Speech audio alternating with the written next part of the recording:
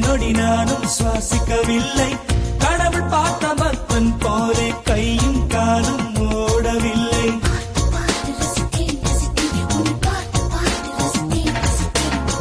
தேவதையும் பேருந்தில் வருமா, கனவா நனவா தோன்றவும் இல்லை.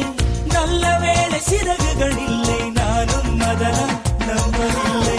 வெற்றி என்ற மேடையிலே ஒற்றை முடியை ஆடவிட்டார். ஒற்றை முடியில் என்னை கட்டி உச்சி வயலில் தூக்கிலிட்டாள். மனதில் இத்தனை ரணவா, அடவலியில் இத்தனை சுகமா. அடடா அடடா அடடா அடடா